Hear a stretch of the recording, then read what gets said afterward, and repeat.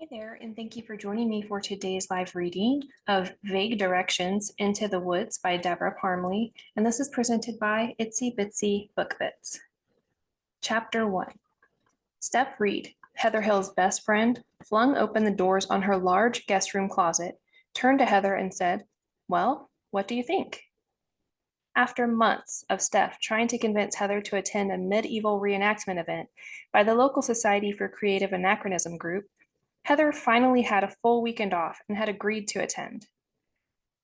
The timing was good because this coming weekend there would be a special three-day medieval event, which would include a wedding and two feasts instead of one feast. Now the rush was on. Heather would need to borrow several medieval dresses.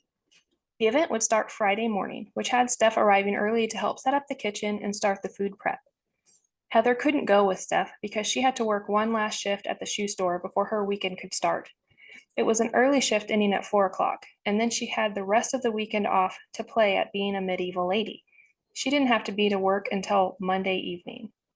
It had been so long since she had so many days off in a row, she'd forgotten what that felt like.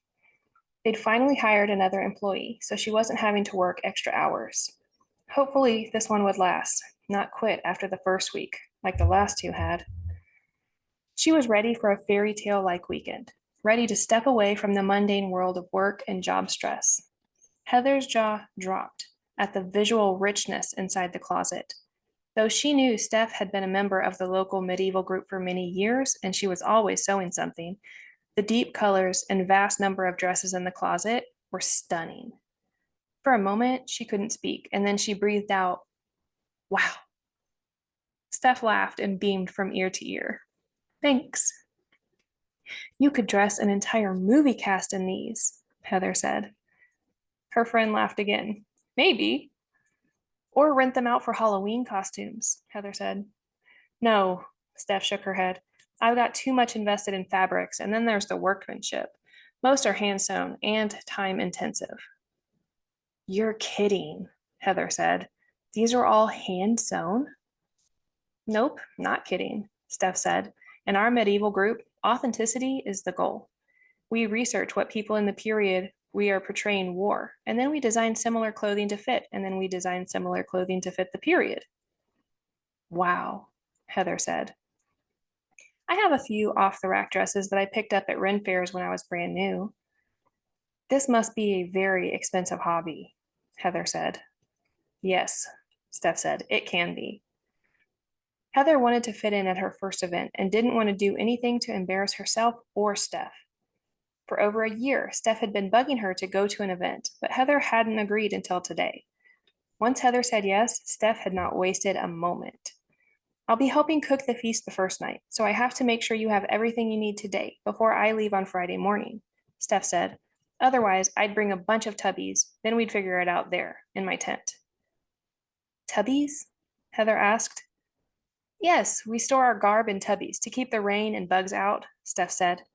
"Keeps everything nice. Inside the tents, you may see modern things like these tubbies to protect our garb, but we try to keep modern things out of sight if we aren't inside our tents." "I see," Heather said, and she did, as she had noticed the towers of tubbies stacked against the wall and wondered what was in them. With only 2 bedrooms in Steph's condo, this room appeared overcrowded. She pointed to the tubbies. "So those are filled with more garb?" "Yes," Steph nodded. "Lots of my older stuff is in those." She reached into the closet and pulled out a crimson velvet dress. "This one, I think," she mused as she held it up. "The colors will be good on you." Gold trim against crimson velvet made the fancy dress look like something a queen would wear. "Oh, that's too fancy for me," Heather said. "Too queenly." "It's Elizabethan." "It's," Steph said, "and this was the style for ladies in that period." "I don't think I'd be comfortable wearing one of your more expensive gowns." Heather shook her head. "What if I spill something on it?" "You'll have to wear a fine gown because that's the chosen period for the wedding party and for guests, so we will all be wearing our finest," Steph said. "The bride wants as much pomp and circumstance as possible, and, like everyone else, I want to make the bride happy."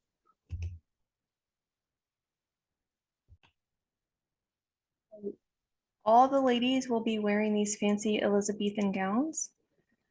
If they can, Steph said. Some of the newer ones can't afford to make this kind of dress, so you'll see everything from elegant Elizabethan gowns to simple cotton gowns of an earlier period. Those are easier on the budget and on people who are learning how to sew. I see, Heather said. Well, this gown is stunning. Thank you for letting me wear it. You're welcome, Steph said.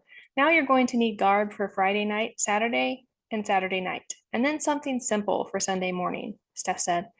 Sunday, we take all the tents down and pack everything back out by 4 p.m. This can be your Friday night dress for the rehearsal dinner feast. She'd taken the dress off the hanger as she was talking and now held it out to Heather. Try it on. Heather slid out of her jeans and t-shirt. No bra, Steph said. It won't work with this dress, and for most of the gowns, you won't need one. They didn't have them back then, and we tried to be as authentic as possible. Heather slipped off her bra and then pulled the gown over her head.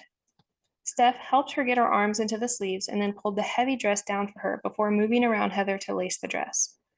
After she finished with the lacings, she stepped back, smiled, and said, "Perfect." Gazing into the full-length mirror, Heather had to agree.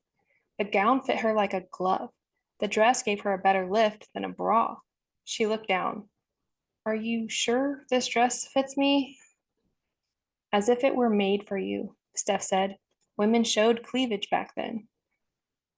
I guess so, Heather said. This will take some getting used to. Steph nodded. You'll adjust. Once you get used to it and figure out how much more comfortable these dresses are, you won't want to go back to mundane clothing, Steph said. Now about mundane clothing and things. You'll want to use as little as possible. From your dress, shoes, and even your jewelry, anything you wear needs to be as authentic as possible. She smiled. Look at you. She pointed to the mirror. The men won't be able to resist you. I don't know about that, Heather said. She couldn't see men being unable to resist her. But even if that were true, she wasn't going to the event to find a man, no matter how much Steph kept trying to fix her up. I just want to have a fun weekend, she said, not pick up men. This is not like going to a bar. Everyone at the event must either be a member or a guest of a member, so it's safe to flirt. But you won't have to pick up any of our guys, Steph giggled. They will all love you, and they'll be such gentlemen you'll naturally be swept away. The last thing Heather wanted was to be swept away. Are there any rivers nearby? No. Steph wrinkled her forehead and then relaxed it again, suddenly, as her eyes lit. I see what you've done there. No, no rivers to worry about. Just handsome knights ready to escort you anywhere you want to go. Our men make sure our ladies don't walk alone at night, so there's nothing for you to worry about. Worry about? We'll be out in the woods, not the city, where it isn't safe to be out alone. Steph pointed to Heather's white tennis shoes. Those have to stay home, she said. No tennis shoes, no smartphones out, and don't think like a tourist. This is not a Ren fair for the public, where you can walk in wearing street clothes and start taking pictures of everything and everyone. This is a private member-only event, even more so this weekend with the rehearsal dinner Friday and the wedding and reception dinner on Saturday. Tell me about the wedding, Heather said. I understand I must look the part to be allowed in. Exactly, Steph nodded. You can't go to the feast unless you're wearing garb. It doesn't have to be Elizabethan, but it cannot be modern, mundane clothing. Will the feast hall be decorated? Oh, yes, with flowers and candles. Very romantic. You'll dine by candlelight. That sounds wonderful, Heather said, and thank you for letting me share your tent. Do I need to bring a sleeping bag or a cot? If you have your own, bring them, Steph shrugged. Otherwise, I'll just borrow some. My brother gave me his sleeping bag after he bought his new camping rig. Her brother Hank was always buying the newest and greatest thing, and now had an SUV with a tent that mounted on top, along with a thick pad to sleep on and a new sleeping bag. She always got his hand-me-downs, and some of which were very nice. She would never had a chance to use the camping gear he'd given her. Now she would. Great, Heather said. Minnie will sleep in primitive tents made of canvas, and you'll get a taste of that when you stay with me. It's like stepping back in time. That's the part I'm going to enjoy, Heather said. That plus hanging out with you. Now remember, I'll be in the kitchen a lot, Steph said. Yes, I know. I could help you, Heather said. No, I don't want you to work, so don't volunteer for anything this time. I'll make sure there's someone to keep you company, explain things, and answer questions. Steph smiled. I want you to just enjoy your first event with the magic of it all. A little bit of magic sounds fun, Heather said. I've been working too many hours and I'm ready for a little magic. All that overtime is crazy, girlfriend, Steph said. I'm glad you finally got a weekend off to play. I'm more than glad, Heather said. We're going to have so much fun, Steph said. We are, Heather agreed with a smile. It was easy to get excited when her best friend was excited, and they always had a good time together. Now remember, my name in the society is not Steph. It's Lady Flossie of the Isles, Steph said. Heather started giggling. Flossie? She burst out into giggles again. I'll have you know that Flossie is from the Latin and means flourishing, Steph said with a grin. It's going to be hard to think of you as Flossie, Heather said. Well, won't answer to Steph unless we're in my tent, and Flossie is what everyone there calls me. Everyone in the society takes on a name which fits their period. Do I have to take on a different name? Heather asked. Not at your first event, but you might want to start thinking of one, Steph said. We can talk about that later. Okay, I'll look up old names on the internet before Friday, Heather said. Since I'm cooking at the event, I can tell you all about the feasts, Steph said. Friday night is the first feast, which kicks off the weekend, and the couple who are getting married will have their rehearsal dinner combined with that feast.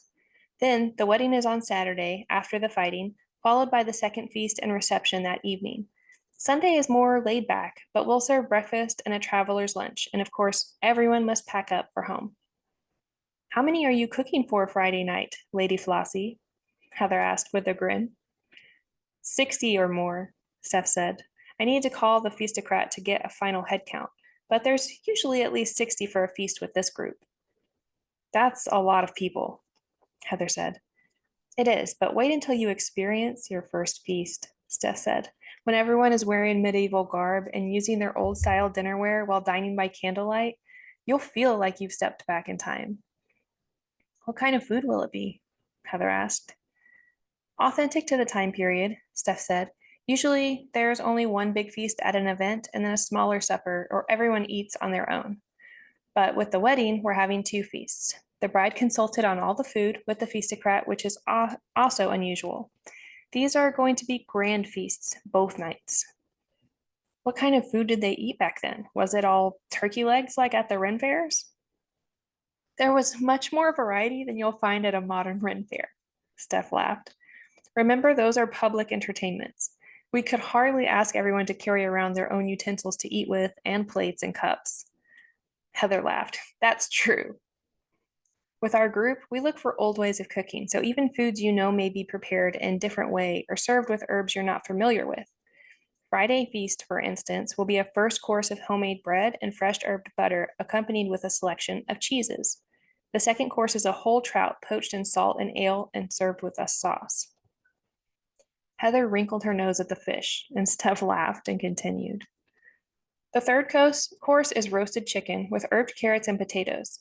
We would have served parsnips, but the groom cannot abide them and prefers potatoes.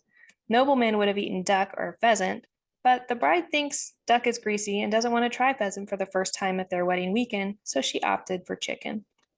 Best of all is the last course, which will be rosewater cakes halved with strawberries and blueberries, since this is the rehearsal dinner.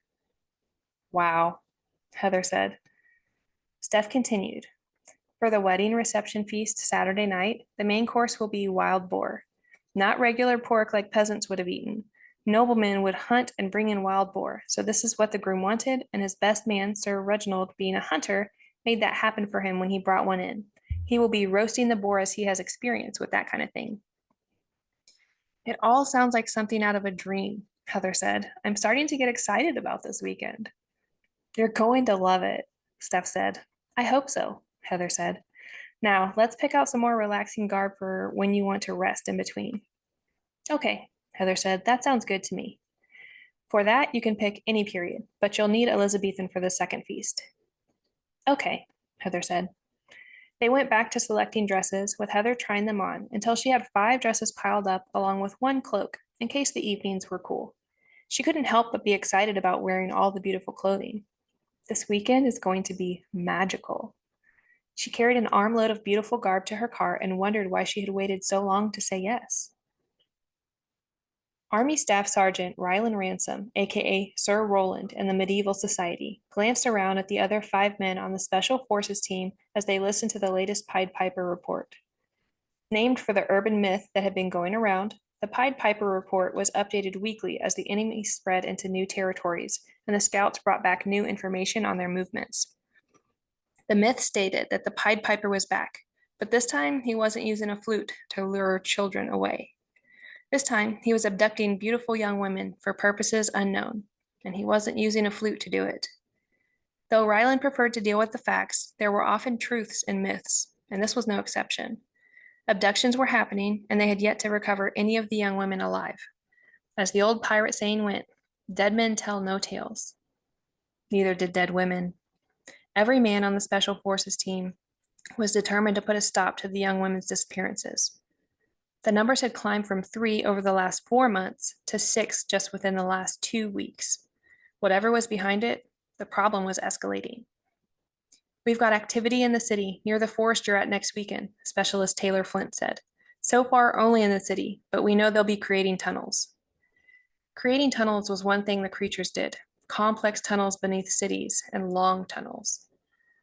Pretty women in medieval dresses could be a big lure, Sergeant Scott Miller said. He had started going to the weekend events with Ryland, though he arrived separately and had told no one that he too was a ranger. I'll join you Saturday. Have another thing going on Friday night.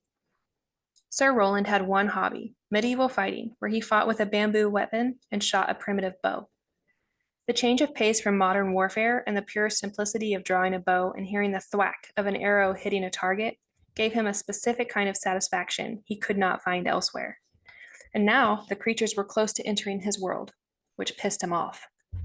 He thought of all the members of the society, the families with small children, the young women, and how none of them were prepared for the evil that was likely headed their way.